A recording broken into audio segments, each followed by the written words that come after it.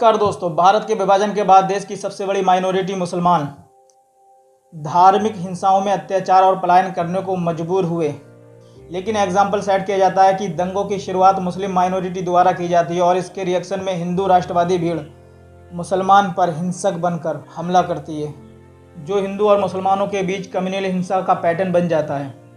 लेकिन देश की आज़ादी से लेकर अब तक आंकड़ों की बात करें तो 1980 में मुरादाबाद कांड, 1989 में भागलपुर कांड, 1992 में मुंबई दंगा, 2002 में गुजरात दंगा, 2013 में मुजफ्फरनगर दंगा, 2014 में आसाम दंगा, 2020 में दिल्ली दंगा।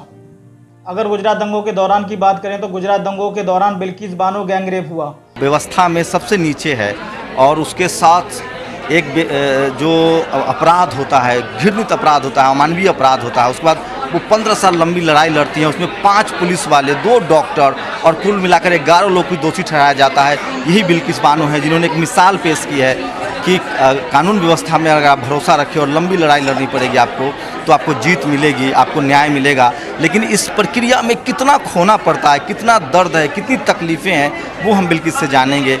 बिल्किस, जब आप के साथ पूरी घटना हुई उसके बाद एक उम्मीद थी कि जब जाएंगी, कोर्ट जाएंगी तो न्याय मिलेगा। हाँ, कोर्ट जाएंगे तो हमको न्याय मिलेगा। उम्मीद थी। जब ये घटना हुई, इतनी दर्दनाक घटना हुई, आप टूट चुकी होंगी, कोर्ट गई, उसके बाद किस तरह की तकलीफ़ें सामने आई? परिवार बिछड़ गया, बच्चे सब की तकलीफ़ें मुश्किल बढ़ गई। बहुत तकलीफ़ झेलनी पड़ी हमको इधर उधर जाने के लिए, क्योंकि हमारे देश में हमको न्याय नहीं मिला और हमको बॉम्बे जाना पड़ा, इधर से उधर जाना पड़ा। क्यों लगता था मैम कि गुजरात में आपको न्याय नहीं मिलेगा? इसका डर था?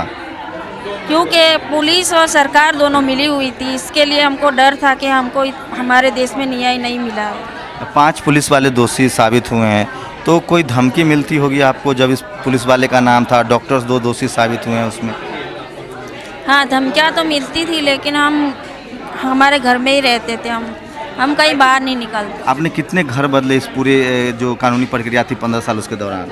बहुत सारे घर बदले हमने, हमारे बच्चे को ले लेके हमको बहुत तकलीफ़ें झेलनी पड़ी कि हमारा पूरा परिवार खोआ गया और हमको इंसाफ अभी तक नहीं मिल रहा है। ऐसे हम उसी सोच में हम पड़े थे। पति से कितना साथ मिला? पति से बहुत साथ मिला मेरे को। और जो बाकी आपके समाज के लोग थे उन्होंने किस तरह की मदद की? सब ने बहुत मदद की मेरी। उसके घर के 7 सदस्यों की हत्या कर दी गई। इस केस में 11 आरोपियों को सजा सुनाई गई, लेकिन गुजरात सरकार ने दया नीति के अनुसार 11 दोषियों को जेल से रिहा कर दिया और मुसलमान विरोधी सोच रखने वाले उन रेपिस्ट का हाथ डालकर वेलकम किया और बलात्कारियों को संस्कारी बताया गया।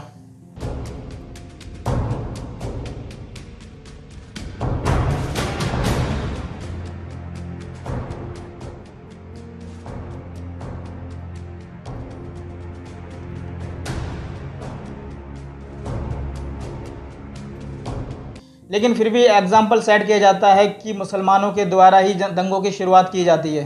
अब बात करते हैं दोस्तों 2014 के बाद नए भारत की, जहां मुसलमानों पर अत्याचार करने का तरीका ही बदल गया और मुसलमानों को खुलकर गाली दी जाने लगी।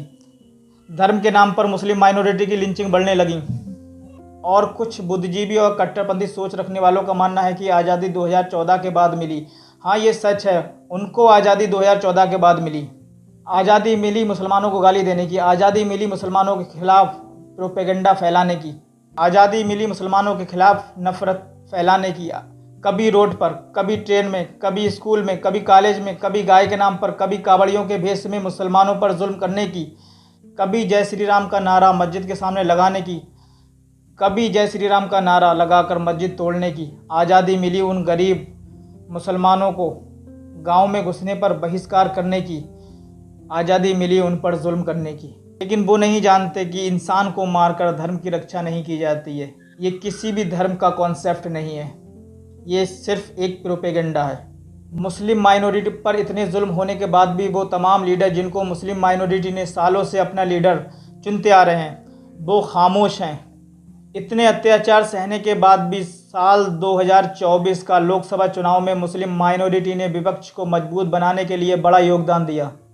मुस्लिम माइनॉरिटी को लगा अब तो हमारे हक की बात होगी, अब तो हमारे हालातों की बात होगी, अब तो हमारे मुद्दों को संसद में उठाया जाएगा। और अब तो हमारी आवाज़ सेकुलर पार्टी बनेंगी। लेकिन लोकसभा 2024 का रिजल्ट आने के बाद विपक्ष मजबूत हुआ, फिर भी मुसलमानों पर हुई घटनाएं कम नहीं हुई। साल 2024 में लोकसभा चुनाव रिजल्ट आने के बाद मुसलमानों के खिलाफ हिंसाएं बढ़ीं और नफरत के लेबल ने अलग ही रूप ले लिया। एक मुस्लिम बच्चे को स्कूल से निकाल दिया गया। आरोप था नॉनवेज लेकर आया था। नॉनवेज खाने का राइट्स सरकार ने दिया है तो सवाल सरकार से होना चाहिए था, लेकिन बच्चे को स्कूल से निकाल दिया गया। और एक अस्पताल में मुस्लिम का खून हिंदू को देने नहीं दिया गया, वो भी डॉक्टर के द्वारा। नफरत इस हद तक कि पेशेंट खून की कमी से मर जाए पर मुस्लिम का खून नहीं लेने देंगे, चाहे बीजेपी लीडर के द्वारा घर में घुसकर मारने का बयान हो। हर एक मुद्दे पर, हर एक कंट्रोवर्सी पर विपक्ष मजबूत होने के बावजूद भी खामोश है। एक मजबूत विपक्ष मजबूती के साथ साथ मजबूर दिखा मुस्लिम माइनॉरिटी की आवाज़ उठाने के लिए, क्योंकि उसको लगता है कि उसका हिंदू वोट कम हो जाएगा। मुसलमानों का क्या है, मुसलमान कहाँ जाएंगे, क्योंकि उनके पास only one option secular parties. आज के हालातों को देखते हुए मुस्लिम माइनॉरिटी को एक ऐसे लीडर की ज़रूरत है जो उनके साथ चल सके, उनके मुद्दों की बात कर सके और उनके आर्थिक और एजुकेशनल मुद्दों की बात रख सके। और समझने की ज़रूरत है दोस्तों, जिस कौम में लीडर नहीं होता वो कौम अपाहिज होती है।